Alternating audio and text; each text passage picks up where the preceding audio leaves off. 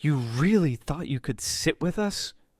Ashley Harper's voice dripped with amusement as she looked me up and down like I was something stuck to the bottom of her designer heels.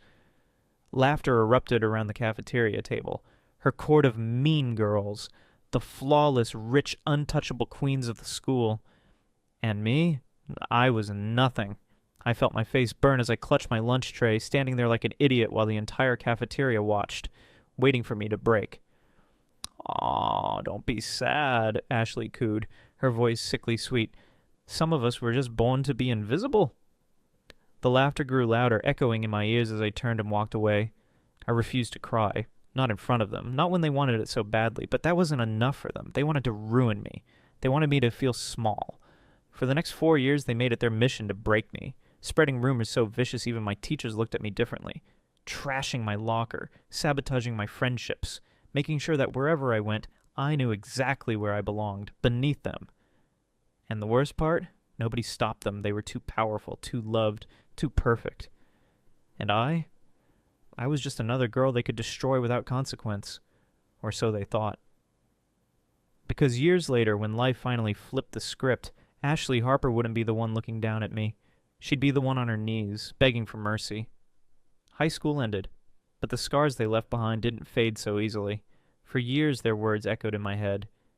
You'll always be beneath us. It didn't matter how much time had passed. It didn't matter that I had physically left that hellhole behind. Their voices followed me everywhere. In college, when I hesitated to raise my hand in class, afraid of being laughed at. In social settings, when I second-guessed every word that came out of my mouth, remembering the way they used to mock me for everything, my clothes, my hair, my voice. They had made it their mission to humiliate me, and for so long, I had believed them. They were the perfect girls, popular, beautiful, confident. They moved through the halls of our school like queens, and everyone either worshipped them or feared them. And me? I was their favorite target. They laughed when I tripped in the cafeteria, spreading rumors about how I was so desperate for attention. I threw myself on the floor. They whispered behind my back. Just loud enough for me to hear about how pathetic I was. They made sure I felt small. And the worst part? They got away with all of it. Teachers ignored it. Other students stayed silent. And on the last day of high school, when they surrounded me in the parking lot and one of them sneered, I can't wait to see you in 10 years, still working some pathetic job while we're running the world. I just stood there, humiliated, unable to say a word back. But in that moment, I made a promise to myself. One day, I would prove them wrong. I just never expected that when that day finally came. She'd be the one sitting across from me, begging for a chance. The road to success wasn't easy. I didn't come from money like they did. I didn't have the luxury of making mistakes and having my parents bail me out. Every single step I took, I had to fight for. I worked 2 jobs in college, barely sleeping, struggling to keep up with my coursework. But every time I wanted to give up, every time exhaustion threatened to break me, I thought about them. I thought about the way they used to laugh when I walked into a room. I thought about the way they made me feel like I would never amount to anything. And I pushed harder. I graduated with honors. I landed an internship at a prestigious firm, even when everyone told me it was out of my league. I worked my way up, proving myself over and over again. Until one day, I wasn't just surviving anymore. I was thriving. A 6-figure salary, an office with a skyline view, a career people dreamed of having. I had built a life far beyond anything I ever imagined for myself back when they made me feel so small. And I thought I had left the past behind, until fate decided to drop a golden opportunity right in my lap. It was a normal afternoon at work when my assistant knocked on my office door. There's someone here for an interview, she said, handing me a resume. She's a last-minute addition to the final candidate list, but her experience is solid. Thought you'd want to take a look. I barely glanced at it, still finishing up an email. But then, I saw her name. My breath hitched. I stared at the paper, reading it over and over again, trying to convince myself I was imagining things. It had to be a mistake. But the more I looked at it, the more I realized this was real. She was here. And the best part? She had no idea who she was about to interview with. I took a deep breath, steadying my hands before calling her in. The moment she walked through the door, it hit me like a tidal wave. The same perfectly styled hair, carefully curated designer bags, fake confidence dripping from her every movement. But this time, something was off. The years hadn't been as kind to her as she probably thought they would be. There were subtle signs, a tightness around her eyes, the slight slump in her posture, the faintest flicker of hesitation in her steps. She wasn't at the top anymore. She sat down, still oblivious, crossing her legs like she owned the room. "Thanks for meeting with me," she said smoothly, flashing the same smug grin she used to wear back in high school, the one she gave me every time she humiliated me in front of everyone. "I think I'd be a great fit for this company." I smiled back, leaning forward slightly. "Why don't you tell me a little about yourself?" The moment our eyes met, I saw it. The flicker of recognition. The way her posture stiffened ever so slightly. The way her smile faltered. And then, for the first time in her life, she looked afraid. For the first time in her life, she looked powerless. She tried to hide it, straightening her back, tilting her chin up ever so slightly, but I saw through it. That flicker of recognition in her eyes, the nervous twitch in her fingers as she clasped them together in her lap.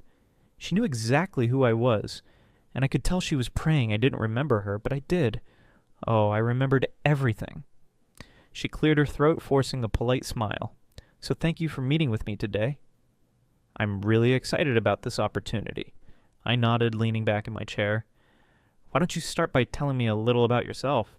She perked up immediately, launching into a well-rehearsed monologue about her experience, her skills, her passion for teamwork. But I wasn't really listening. I was watching the way she avoided my eyes, watching the way she clutched her hands together a little too tightly. She was nervous. And the more she talked, the more cracks started to show. She spoke too quickly, stumbling over her words. She smiled too much, a little too forced, like she was trying too hard to sell herself. Something was off. And then I saw it. A tiny shake in her voice when she mentioned how excited she was to start fresh. That's when I knew. She needed this job. Not just wanted it, needed it. "So," I said, tilting my head, my voice calm but deliberate, "would you say you work well under pressure?" She blinked, her smile faltering for a fraction of a second before she quickly recovered. "Absolutely," she said, nodding. "I thrive in high-stress environments." I hummed in amusement. "That's interesting," I mused, tapping my fingers on the desk. "Because back in high school, I seem to remember you handling pressure a little differently." Her face went pale. There it was. That moment when everything clicked. She let out a soft, awkward laugh, shifting in her seat. I'm sorry, I don't think we've met before." "Oh, we have," I cut in smoothly, offering her a polite, professional smile. "Quite a few times, actually. Though I suppose I was a little harder to notice back then." Silence. Complete, deafening silence. She swallowed, hard. For the first time in her life, she didn't have a comeback. Instead of immediately rejecting her, I let her keep talking, because I wanted to know just how bad things were for her. "Tell me," I continued, acting as if I hadn't just watched her soul leave her body. "What made you apply for this position?" She hesitated, just for a second. "Well," she started, forcing another smile, I was recently let go from my previous job due to downsizing, and I'm looking for a new challenge." A lie. I saw it in her eyes. "Downsizing," I repeated, raising an eyebrow. "That's unfortunate. And before that? What were you doing?" She swallowed. "I was helping with the family business for a while, but, things didn't work out." There it was. The truth. Her family had lost everything. I had heard rumors a while back, something about her father making bad investments, drowning in debt, but I never paid much attention because, well, I had better things to do than keep up with the downfall of my former bully. But now I was interested. I leaned back in my chair, letting a slow smirk curl on my lips. "So let me get this straight," I said, watching as she tensed. "You're telling me you've had a bit of instability in your career?" Her breath hitched. I wouldn't say that," she stammered. "I mean, every experience has been a learning opportunity, and I've grown so much from instability," I repeated, cutting her off. "A struggling family business, downsizing, gaps in employment, sounds tough." She looked like she was about to cry. Good, because that's how she used to make me feel. And I wanted her to sit in that feeling. She had spent years making me feel like I wasn't good enough, smart enough, strong enough. Now she was the one sitting across from me, completely at my mercy. And she knew it. She straightened in her seat, trying to recover. I just want you to know I've changed a lot since high school. I really have. And I think if you gave me a chance, you'd see that I'm actually a great fit for this role. I tilted my head. You want me to give you a chance? She nodded quickly, desperate. That's funny, I mused, my voice soft, almost thoughtful, because I remember a time when I wanted the same thing. A chance to eat my lunch without it being knocked to the floor. A chance to walk down the hallway without hearing whispers about me. A chance to exist without constantly being reminded that I wasn't good enough. She flinched, and she should have, because I wasn't just here to watch her squirm. I was here to make her feel every ounce of what she put me through. I let the silence linger before I finally spoke. I'll be honest with you, I said, my tone even. You have an impressive resume. On paper, you might actually be a good fit for this company. Hope flickered in her eyes. I leaned forward slightly. But I don't hire bullies.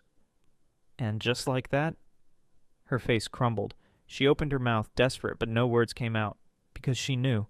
She knew there was nothing she could say to fix this. And the best part? She couldn't blame anyone but herself. She had spent years making me feel like I was nothing. Now, she was the one walking out of this office feeling powerless. And I had never felt stronger. She sat there, frozen.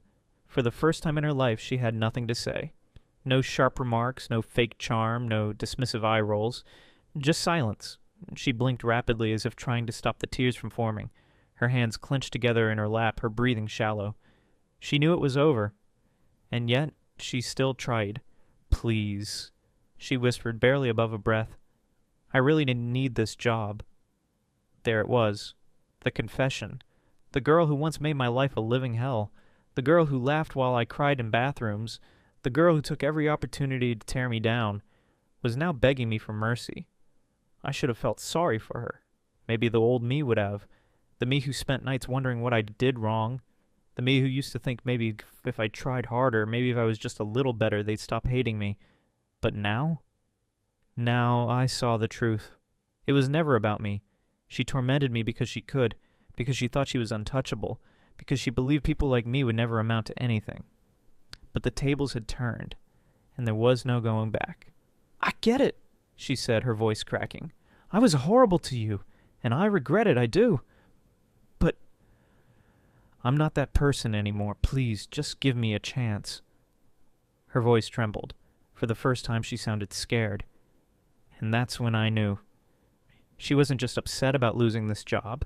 She was terrified of what losing it would mean. This wasn't just some setback for her. It was the end of the road. Her family had lost everything. She was desperate. She had no backup plan. And for the first time in her life, she had no power. I let out a slow breath, staring at her. She wouldn't have given me a second thought if the roles were reversed. She would have laughed. She would have enjoyed seeing me squirm.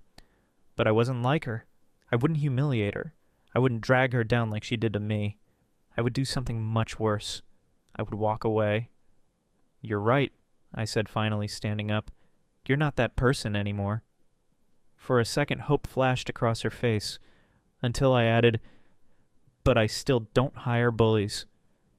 And just like that, the light in her eyes vanished. I turned my back and walked out of the room, leaving her exactly where she left me all those years ago.